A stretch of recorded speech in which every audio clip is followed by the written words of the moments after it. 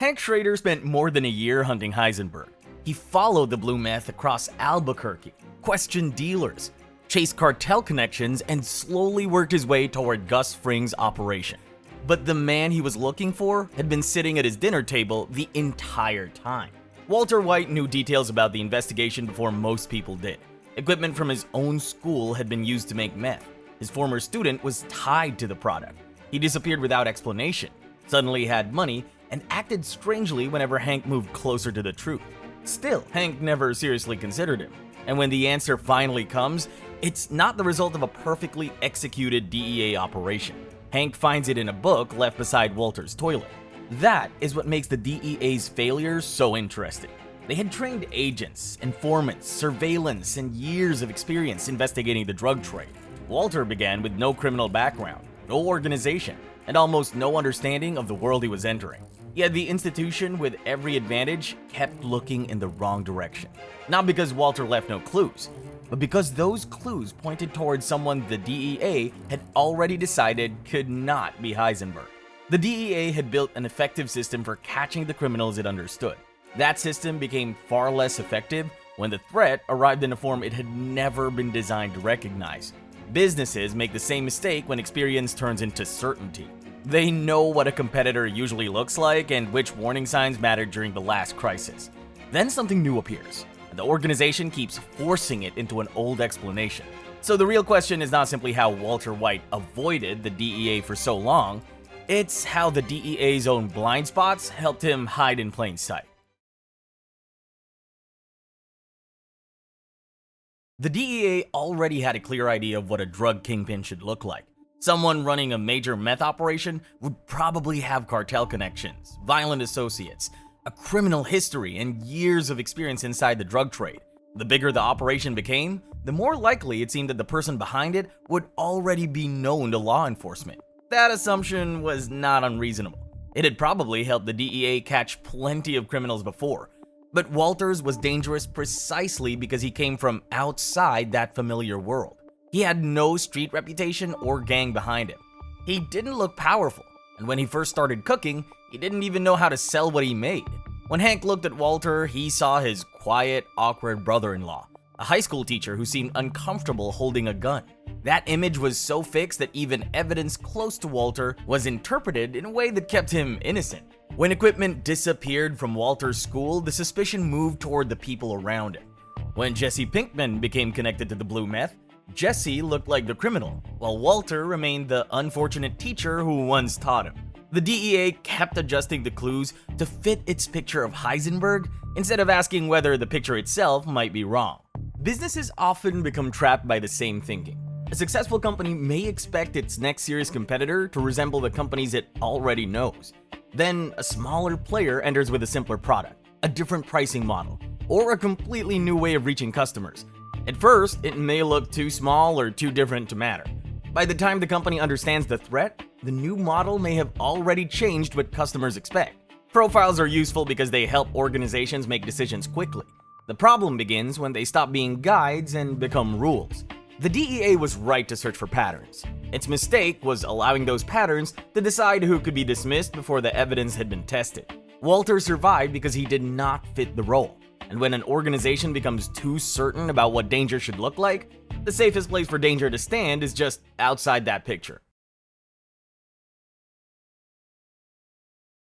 The DEA didn't fail because it had no information. It failed because nobody saw that information as one complete story. The purity of the blue meth suggested that Heisenberg had an exceptional knowledge of chemistry. Around the same time, specialized equipment disappeared from the school where Walter worked.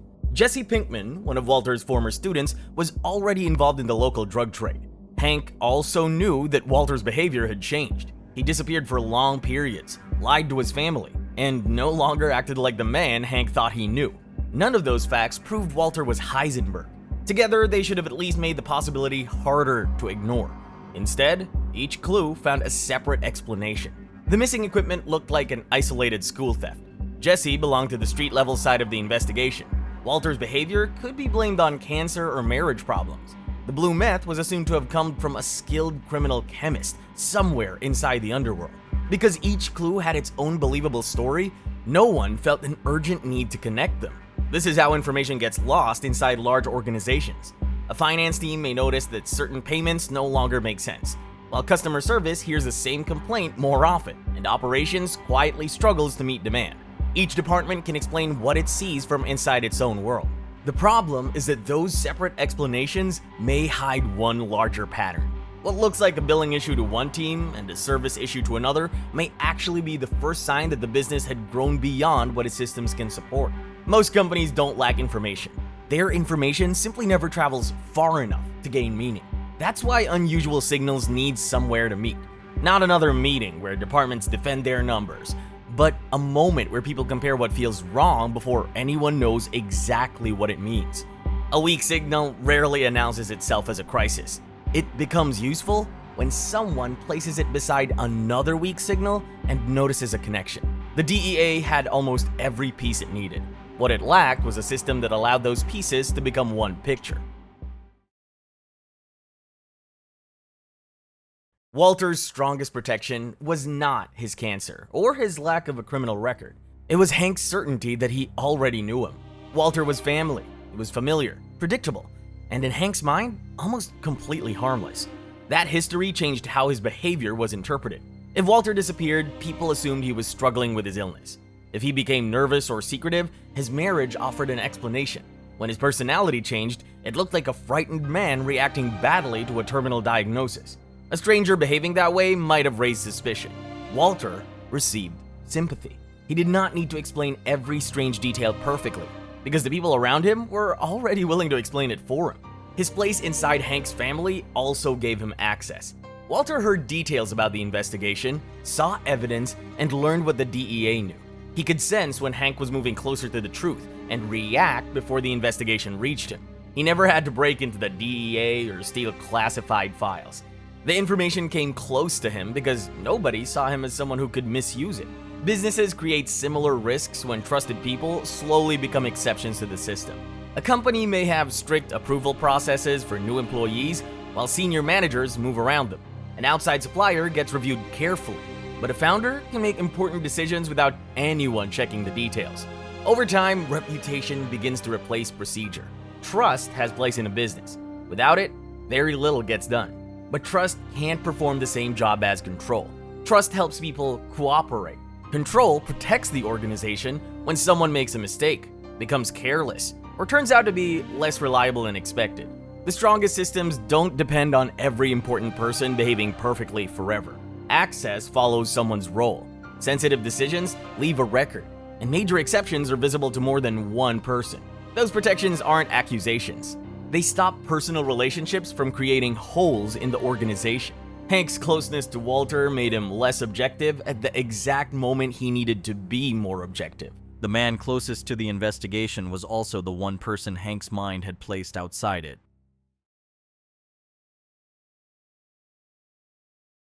The DEA was an organization built around action.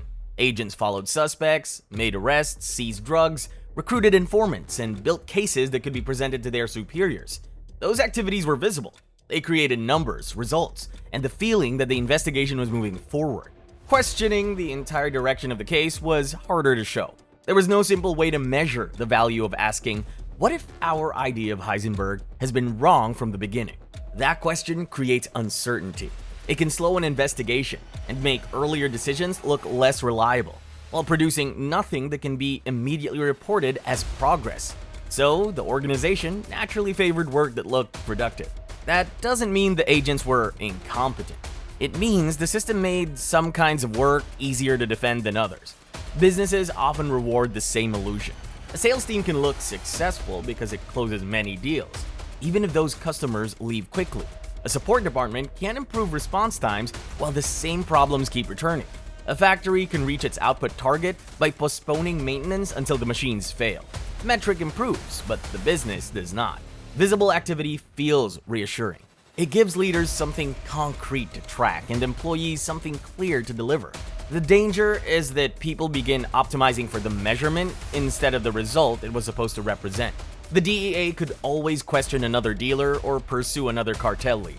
Those actions fit the way the organization already operated. Reconsidering whether they were searching for the wrong kind of person did not. This is why leaders need to distinguish movement from learning. Sometimes the most valuable person in the room isn't producing another visible result. It's the person who notices that those results are built on flawed assumption. But that person has to be allowed to speak. When challenging the strategy makes someone look difficult or disloyal, employees learn to keep their doubts to themselves. The organization can stay busy while moving further away from the truth. The DEA kept working. Walter kept building. And for most of the investigation, both sides were making progress in opposite directions. Eventually, the DEA found an answer that seemed to solve the entire case. Gail Bedecker was a brilliant chemist. His apartment was filled with notes tied to the blue meth, and Hank became convinced that Gail had been Heisenberg. Walter should have let him believe it. Gail was dead, the DEA had its answer, and the real Heisenberg was sitting safely across the dinner table. But then Hank called Gail a genius. Walter had created the product and built the Heisenberg name. Hearing another man receive credit for it was more than his ego could tolerate. So he suggested that Gail may not have been the mastermind after all. Maybe he could have copied someone more talented. Maybe the real Heisenberg was still out there. That conversation pushed Hank back into Gail's files. Later that night, he noticed something he had previously overlooked. Notes written on a Los Pollos Hermanos napkin. Even though Gail was a strict vegan, that became his first real clue leading Hank toward Gus Fring. From there, Hank began digging into Los Pollos Hermanos, obtained Gus's fingerprint, and connected him directly to Gail's apartment. The DEA had been ready to close the case. Walter reopened it himself. There's a simple business lesson in that moment. When an organization finally finds an explanation for a difficult problem, relief can make the explanation feel stronger than it really is. That's why important conclusions should be challenged before they become the foundation for the next decision.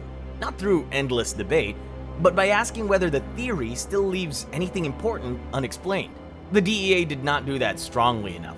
In this case, the challenge came from the person with the most to lose, simply because his pride mattered more to him than his safety. The blind spot had almost saved Walter.